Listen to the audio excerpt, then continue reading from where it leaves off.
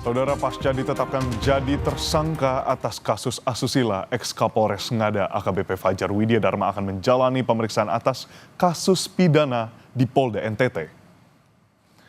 Kapolda NTT Irjen Daniel Tahi Monang Silitonga mengungkapkan setelah dilakukan penyelesaian kedinasan di Mabes Polri, secara pidana ex-Kapolres Ngada AKBP Fajar Widiadharma akan diserahkan ke Polda NTT untuk menindaklanjuti kasus asusilanya. Bisa mulai. Hasil dari koordinasi saya dengan Mabes Polri setelah dilakukan penyelesaian secara kedinasan di Mabes Polri, maka secara pidana diserahkan kepada kita Polda NTT untuk menindaklanjuti kasus pidana umumnya. Menyikapi penetapan tersangka mantan Kapolres Ngada AKBP Fajar, Lembaga Perlindungan Anak NTT meminta polisi untuk mendalami adanya dugaan korban lain. Ketua LPA NTT bilang ada kemungkinan jumlah korban bisa bertambah karena adanya dugaan banyak korban yang belum teridentifikasi dan tak berani melapor. Kami juga berpikir bahwa tentu akan ada korban-korban yang lain, namun umumnya orang malu untuk mengungkapkan, takut, cemas, apalagi berhadapan dengan seorang pelaku yang adalah dalam hal ini Kapolres nonaktif. Dari Mabes Polri dan Polda NTT untuk bisa lebih secara serius dan lebih secara mendalam untuk mencari lagi informasi, menggali lagi informasi lebih jauh untuk bisa mendapatkan korban-korban yang lain. Lebih lengkap terkait penanganan ex-Kapolres Ngada kita tanyakan langsung kepada jurnalis Kompas TV Claudia Carla dan juru kamera Janivan Prapta yang sudah ada di Mabes Polri Jakarta. Selamat pagi Carla, bagaimana kelanjutan kasus dugaan asusila yang dilakukan ex-Kapolres Ngada? Apakah ada kemungkinan korban yang terus bertambah? Edwin dan juga saudara, Kapolres nonaktif Ngada AKBP Fajar Widiadharma Lukman telah ditetapkan sebagai tersangka atas dua perkara. Yang pertama itu terkait dengan tindakan asusila kepada anak di bawah umur dan juga narkotika. Ia terbukti melakukan tindakan ini setelah menjalani pemeriksaan di Mabes Polri. Polisi juga sejauh ini telah memeriksa korban dan juga saksi sejumlah 16 orang. Untuk terkait dengan penetapannya sebagai tersangka, setelah dilakukan pemeriksaan telah ditemukan bahwa korban yang menjadi korban maksud kami dari tindakan asusila yang dilakukan oleh AKBP Fajar ini sejumlah 4 orang yang terdiri dari 3 anak usia di bawah umur dan juga 1 orang dewasa. Untuk anak usia di bawah umurnya sendiri berusia 6 tahun, kemudian 13 tahun dan juga 16 tahun dan 1 orang usia dewasa berusia 20 tahun.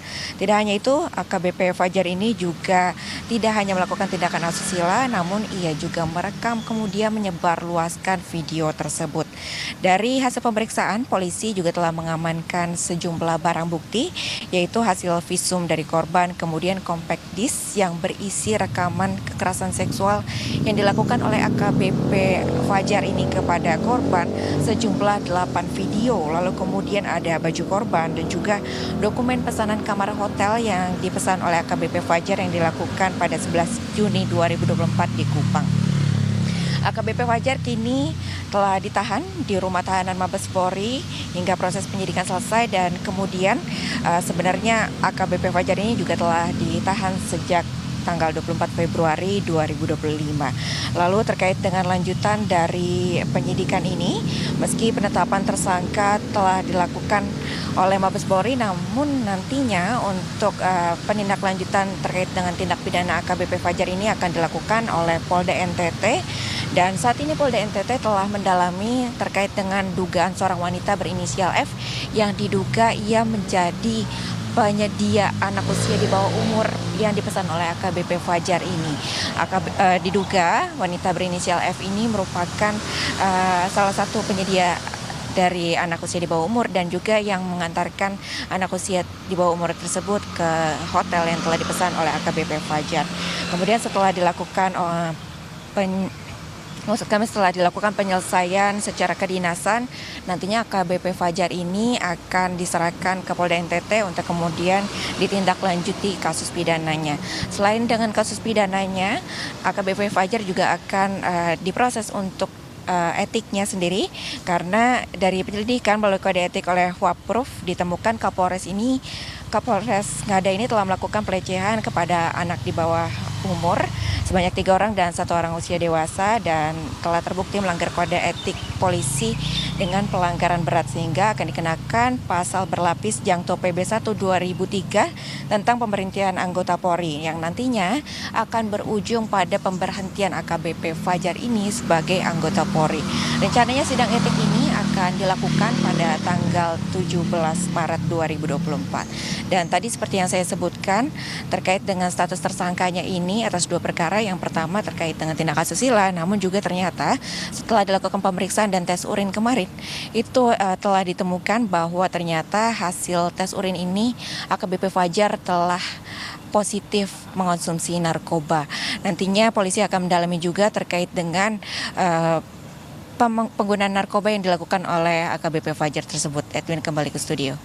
Baik, terima kasih Karla atas laporan lengkap Anda. Tadi ada 2 sorotan yang memang yang pertama kasus asusila dan yang kedua adalah kasus narkotika yang nantinya sidang etik akan dijalankan 2 hari pada hari Senin. Terima kasih Karla. Tentunya ini kita nantikan respons cepat dan juga tepat dari Kepolisian Republik Indonesia. Terima kasih kepada jurnalis Kompas TV Claudia Karla di Barreskrim Polri.